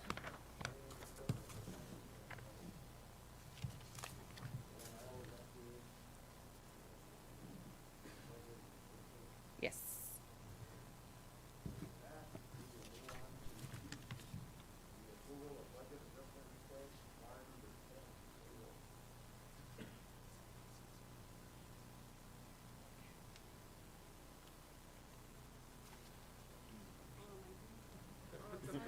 I thought John was first. Sorry. I was going to do it for you, Mallory, but. Oh, sorry. Okay. So I'm here to present bar number 10. This is for the overall agency. We are requesting a bar for FY22 that will increase our budget authority in category 200, which is personnel services and employee benefits, by $15.1 million. These funds are needed to cover any payroll-related shortfalls, continue ongoing recruitment efforts, and be prepared for overtime during the winter and spring activities.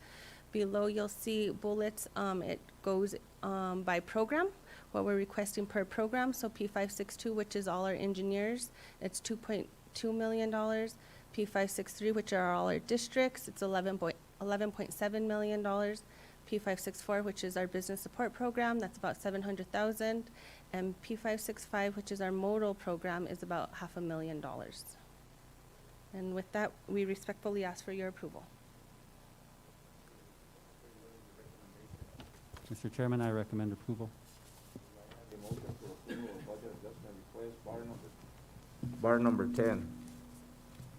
Mr. Chair, I make a motion that we accept BAR number 10. I have a motion to accept from Commissioner Lundstrom. Do I have a second? I'll second that. I have a second from Commissioner Chenoweth. All in favor? Aye. Opposed? Carries unanimously. We can go on to the approval of bar number 11, local government road fund waiver. John Romero, how are you? Good morning, everyone. Thank you, Mr. Chair, Commissioners. Before I jump into this item, I just wanted to let you know that the Cowboys are always recruiting, and I can make sure to get a jersey to James to run up to Vegas for you before Thanksgiving. And any of you other Raider fans that need any, After that, I think I'm you know, sticking with the I'm sure we Raiders. could dig some up. No, but jumping into this item, I want to give a little bit of context before I read the script. Every year we have our state auction, and it's basically a 4-step process. First, we offer first pickings to General Service Department, and they're allowed to select up to $50,000 worth of equipment. The second step is then we go to communities and municipalities that have qualified for hardship, and that's what this bar relates to. After we get through that process, then we go to all the other communities, and then the fourth step is we go to our general auction. So on typical years, we give $25,000 worth of equipment to 20 communities. And you know, this is a great program. These communities, you know, a lot of this equipment that we have, it's served our useful life, but it still has some miles to go that these communities can use. So again, we do typically $25,000 for 20 communities for a grand total of $500,000. Well, because of the pandemic, we missed last year's auction. So what we're wanting is an additional $500,000 so we can to make up for last time and give to 40 communities, which would then be a total of $1 million. So we currently have $500,000. This is an additional $500,000. Reading what the exact request is, an FY22 bar is required to increase the budget authority in the other category, CAP 400, by $500,000 for the local government road fund. Annually, the department conducts a hardship auction for local governments. The hardship auction gives local governments an opportunity to purchase surplus equipment no longer needed by the department. These funds will be distributed to local governments who qualify for financial assistance, and the funds are supported by the local government fund balance. With that, we request approval of the bar, and I stand for any questions. Any questions? Mr. Secretary. Mr. Chairman, I recommend approval. We have a recommendation from the Secretary for approval of bar number 11, local government road fund waiver. Do I have a motion? Mr. Chairman, so moved. I have a motion from, to approve from Commissioner Ellis. Do I have a second? I'll second that, Mr. Chair. I have a second from Commissioner Lundstrom. All in favor? Aye. Aye. Opposed? Let's go on to FYO match waiver program.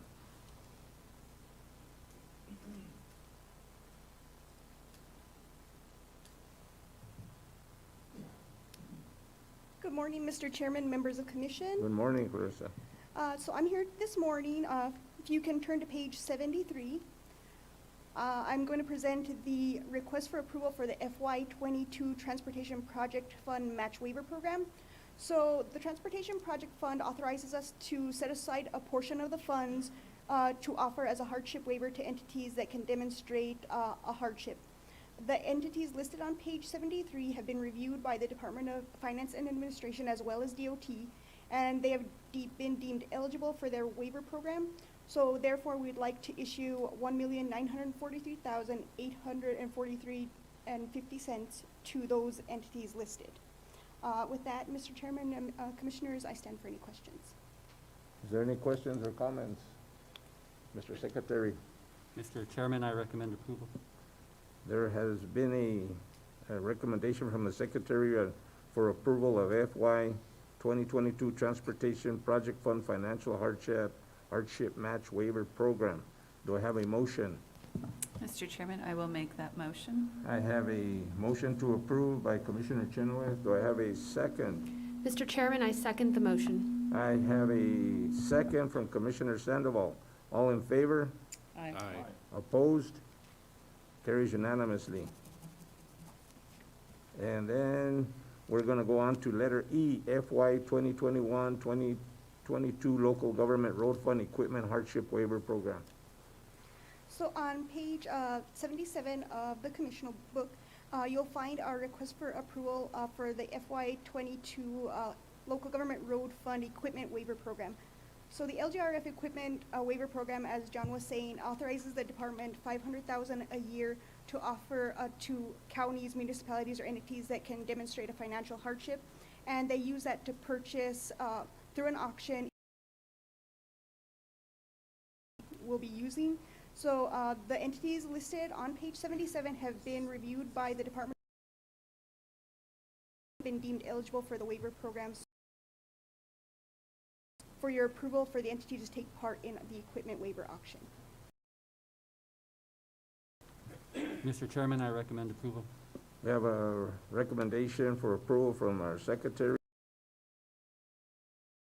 2022 Local Government Road Fund Equipment Hardship Waiver Program.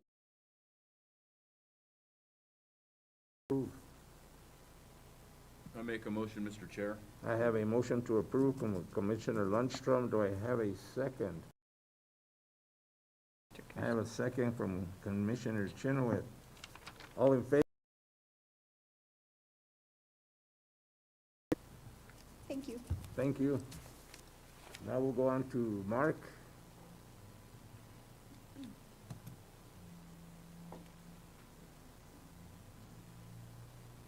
Hello, Mark. Hello, Mr. Chairman, Commissioners, Secretary. Going on to page 81. You'll see up at the top, we received during the month of October, $31 million towards your debt service, bringing the total for debt service to $61.4 million. You do have a debt service payment coming up on December 15th in the amount of $22.7 million. And just for your information, on the very right-hand side, you'll see the call dates. You do have your 2012, they will become callable at the end of the fiscal year on 6/15/22. Under IRS rules, you can refund up to 90 days prior to the call date. So we will be working with DOT staff as well as your financial advisor for any potential savings. So look forward to that in the next few months. Okay. You also have $309 million in project funds. You have 302 in your 2021 series and 6.7 million in your 2014. At the bottom of the page, we do hold a line of credit for the department. It's in the amount of $50 million. It's for your BNSF escrow. The next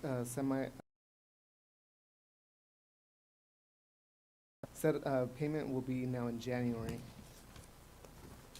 Going on to the next page. On the very left-hand side, the department currently has outstanding $998.2 million. Again, you have that 2012 series has $154 million currently outstanding, but the June 15th payment is about $103 million. So there's about $50 million that could be potentially refunded. Debt service payment coming up on December 15th is the amount of $22.7 million. It's an interest-only payment. With that, it's time for any questions. Any questions? Secretary. Mark, just out of curiosity, who's in first place in your fantasy football league? Currently, you are, okay. Mr. Secretary. No, but you know what? I'm second. I'm second. Yeah, but last year he finished first too. I don't know what you guys got going on. Everything's good as... Everything is sitting very well. Okay, thank you. Thank you. With that, we're gonna go on to policy reports. 10A, proposed dedication of bridge number 6367 located on New Mexico 400 over Interstate 40 in McKinley County as the John I. King Memorial Bridge. Lisa.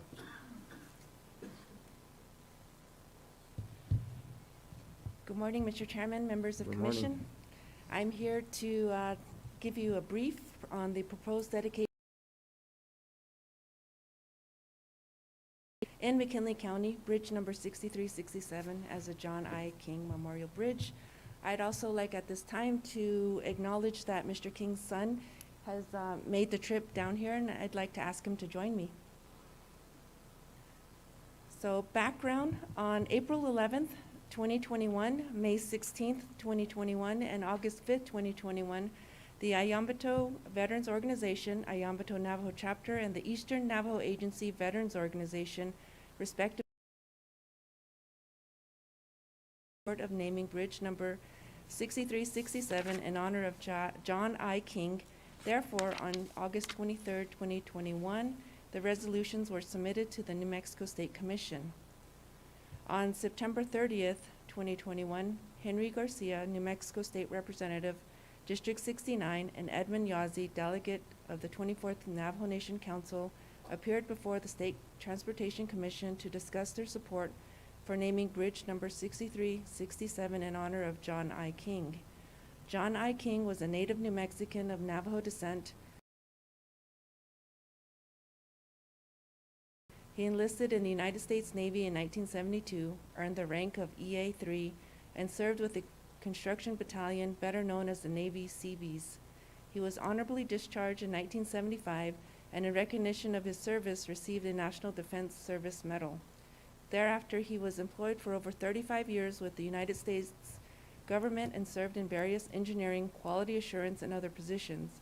Mr. King also devoted a significant amount of his time and effort to community service and volunteer work for the Navajo Nation, including serving in community liaison and community veterans commander positions. Administration. In addition to his other accomplishments, Mr. King was a gifted and distinguished artist, expert in traditional Navajo watercolor style painting. If the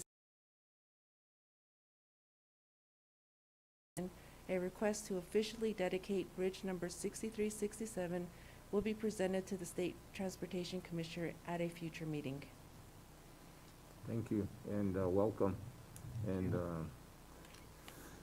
this is for approval, correct? This is a briefing only. Oh, the briefing only. Okay, I was gonna say, cause yeah. And we saw you up in Gallup and your whole family. Yes. So welcome to our meeting. It's a pleasure to be here this morning, commissioners, and it's fun to tour with you guys, so to speak. I met you guys in Gallup. It was a pleasure to meet you there, and it's a pleasure to be here today. And thank you for allowing us. Thank you. Thank you, Lisa. So would this proposed come up in January? Mr. Chairman, I think we're at the final steps. Correct me if I'm wrong, Lisa. And so this will be scheduled at a future commission meeting for your final approval. Okay. So we'll move on now to 10B, approval and adoption of resolution 2021-02, now of extending the term of the use of the jail route as a temporary negotiated alternate southern whip route. Rick? Good morning, Mr. Chairman, members of the commission. I'm here this morning to present this proposal. Obviously, asking for your approval to extend the term and use of the JAL route as a temporary negotiated alternate southern whip route. On October the 5th, 2021, the DOE CBFO requested NMDOT extend the term of use of the temporary negotiated alternate southern whip route, which we call the JAL route, beyond the termination date of December 31st, 2021, established by the State Transportation Commission in resolution number 2020-04, November, until December 31st of 2022. As justification for continued use of the JAL route instead of the existing state designated southern whip route, which is US identifies several conditions adverse to whip transportation safety.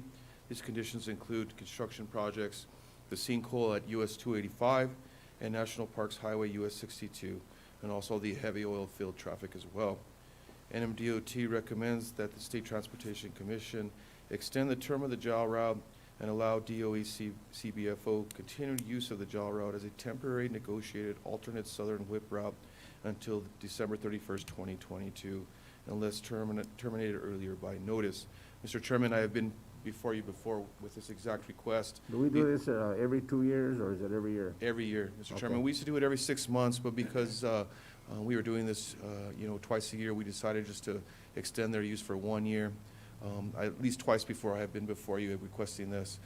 Again, it's for the safety, the transportation of whip materials to the site, so it's important not only for them, for us, but also for the folks of New Mexico. So with that, Commissioner, Mr. Chairman, excuse me, I do ask for your approval.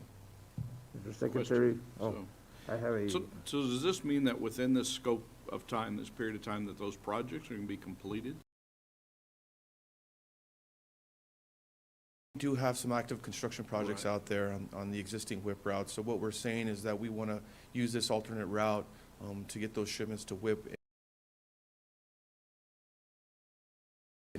whether they be maintenance or construction. And we always, we always have something out there. So we're just trying to get them around safely. So if they're not going to be completed, why would you not ask for an extended period of time while they are completed? Is it that much of a mobile situation regarding those? I think logistically it is, and I think we're just taking it step by step for now. And like I told them, at any time something happens or blows up in our face, we can certainly entertain a new route, some other type of access to that site, and it just depends. I mean, we have a lot of construction work coming, and that's probably going to be the case. But once we're all built out, obviously our intention is to go back to the designated route. Sure. Thank you. Yes, you bet. Any other comments or questions? With that, what is your recommendation, Mr. Secretary? Mr. Chairman, I recommend approval. Do I have a motion for approval of adoption of Resolution 2021-02, extending the term of the use of the jail route as a temporary negotiated alternate southern whip route? Mr. Chairman, I'll make that motion. I have a motion from Commissioner Ellis. Do I have a second? I'll second that. I have a second from Commissioner Chenoweth to approve. All in favor? Aye. Opposed? Carries unanimously. Thank you. Thank you. Appreciate it. Then we'll go on to our last item, which is approval of proposed 2022 State Transportation Commission meeting. Thank you, Mr. Chairman. As you know, we try and schedule out our commission meetings now at this time for the whole entire next year. It doesn't mean that these can't change at any time, but really these are your commission meetings. And so we come to you and we try and have one meeting in each of your districts to try and get out to our communities. I think Mershawn or other staff has been in contact with you about you can have it anywhere in your district. And so this is based on the information that we receive from you. If anything changes, obviously, we can do that at a commission meeting or a special commission meeting. But right now, we're asking for adoption of this schedule. Our next commission meeting will be in District 5 on January 6th. It's earlier in the month for two reasons. One, the legislature starts right after Martin Luther King holiday. And then the week after this, a lot of us will be in Washington, D.C. at a briefing. And so there won't be a lot of our executive staff available. So we made it on January 6th. Commissioner Taylor isn't here, but he'd like to have it in Farmington, and so that's where that will be. In District 2, Commissioner Ellis would like that in Roswell. That'll be March 24th. In District 3, Commissioner Chenoweth would like to have it in Albuquerque on May 19th. Mr. Chairman, you'd like to have it in Las Vegas on July 21st. Commissioner Lundstrom would like it in Acoma on September 15th. And then we're back in District 2 next November, and Commissioner Sandoval requested Silver City. So, I'm sorry, that's District 1 in Silver City. So, Mr. Chairman, these are the dates that we came up with, the deadlines and the legal notice. We'd ask for your approval. If you have any changes, you can certainly do that now for any locations. And just remember that if something comes up, we can always change it at a future meeting. But this will be published, put on our website, unless anything else changes. And this helps our staff plan these outings and start getting things in place ahead of time. Is there any questions, comments? Is everybody fine? Only comment, Mr. Secretary, that I'd like to make is that there's several members of the commission that are involved in other activities during the legislative session. And I realize that becomes a very tight time schedule, but would certainly like to see us schedule our January meeting in and around the Santa Fe area during that short-term session, if at all possible.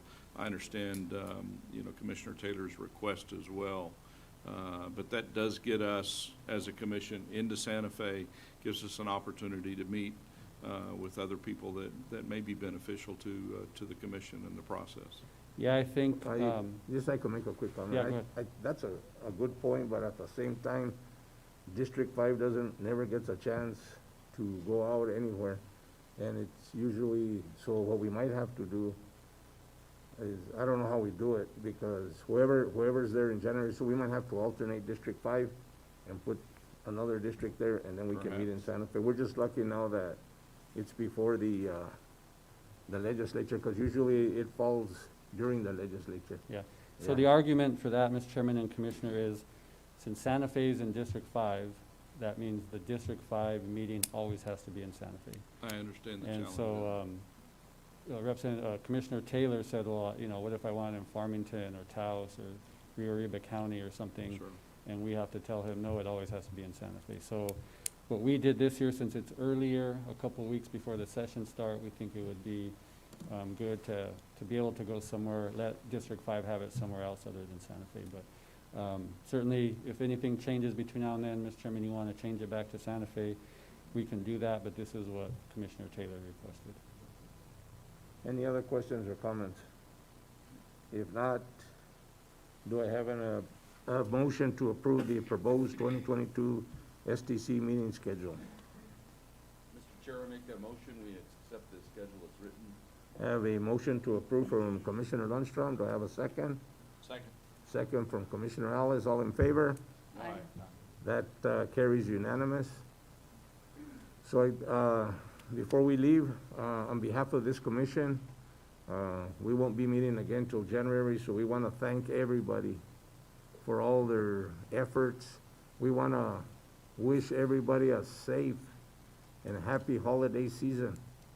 And hopefully when we come back in January, we won't be wearing masks and we can be back to normal. And it's just good to be out here, because I think for a whole year, we went on the Zoom and stuff of that nature. So we're making progress, and hopefully by then we're getting a little bit back to normal.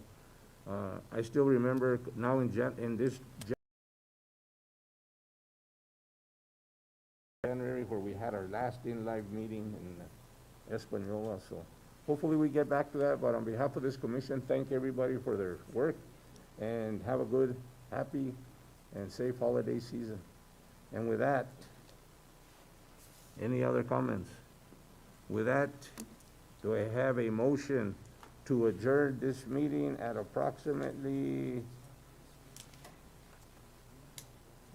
10:11? So moved. I second that motion. All in favor? Aye.